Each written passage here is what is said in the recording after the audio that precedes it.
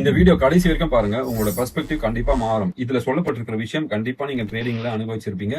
Especially நீங்க வந்து ட்ரேடிங்ல நல்ல ஒரு ஸ்ட்ராட்டஜி, நல்ல ஒரு பிரைஸ் ஆக்ஷன், நல்ல அண்டர்ஸ்டாண்டிங், சார்ட் அண்டர்ஸ்டாண்டிங், ரீடிங் எல்லாமே நீங்க பண்ணுவீங்க. பட் நீங்க ஃபெயில் ஆகக்கூடிய சில விஷயங்களை, சில ஏரியாவை சொல்றேன்.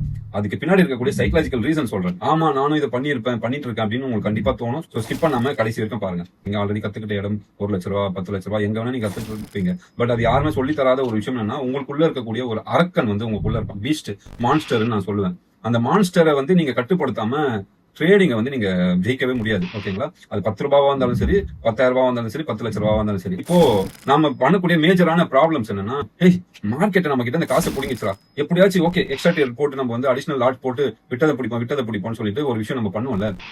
அது வந்து எப்படி ஒரு இன்டைரக்டா நம்மளோட சைக்காலஜிக்கல் பேட்டர்ன் எப்படி அஃபெக்ட் பண்ணுது, நம்மளோட பிரெயினை வந்து எப்படி ஃப்ரீஸ் பண்ணிட்டு அது ஒரு அடிக்ஷனா மாறுது அப்படிங்கறத இப்ப நான் சொல்றேன். ஒரு குட்டி கதை, நம்ம எல்லாருக்கும் கதை கேட்க பிடிக்கும். அதனாலதான் நான் எப்பவுமே ஒரு ரியல் லைஃப் சினாரியோல இருக்கக்கூடிய கதையோட நான் சொல்லும் போது அது ஸ்ட்ராங்கா அது உங்க பிரெயின்ல வந்து உட்காரும் அப்படின்றதுக்காக ஒரு குட்டி ஸ்டோரியோட சொல்றேன்.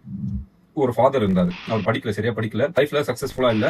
அவர் வந்து அவங்க பையனை வந்து சக்சஸ்ஃபுல்லா வளர்க்கணும், படிக்க வைக்கணும், நல்லா மெனக்கெட்டு கஷ்டப்பட்டு இவர் படிக்க வைக்கிறாரு. படிக்க வைக்கிறப்போ பையன் வந்து ஏதோ ஒரு சப்ஜெக்ட்லயோ இல்ல ஏதோ ஒரு விஷயத்துல ஃபெயில் ஆயிடுறாரு. அது மெயின் எக்ஸாமா கூட இருக்காது. ஓகேவா? ஒரு சப் எக்ஸாமா, ஒரு ரிவிஷன் எக்ஸாம் அந்த மாதிரி தான் இருக்கும். அதுல ஃபெயில் ஆனது இவரால வந்து தாங்கிக்கவே முடியாது. நீ ஏன் இப்படி பண்றன்னு சொல்லிட்டு பயங்கரமா கோவப்படுவாரு, அடிப்பாரு. அதுக்கு அவ்வளவு பெரிய ரியாக்ஷன் கொடுக்க வேண்டிய அவசியமே இருக்காது. பட் அவங்க அவ்வளவு பெரிய ரியாக்ஷன் கொடுப்பாங்க.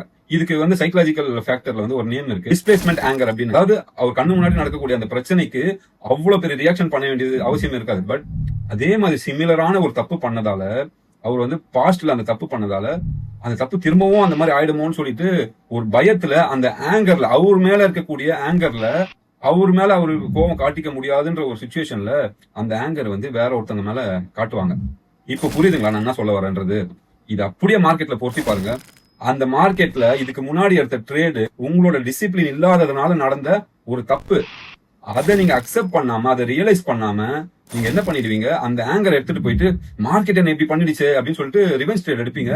அது பின்னாடி புறநிலையே தட்டி திரும்பவும் பெரிய லாஸ்ல கொண்டு போய் சேர்க்கும். Because you have not realise that is your fault. அது நம்மளோட ஃபால்ட்னு நம்ம ரியலைஸ் பண்ணாத வரைக்கும் திரும்ப மார்க்கெட்டை பிளேம் பண்ணி திரும்ப நம்ம வந்து ஓவர் ட்ரேட் பண்ணுவோம்.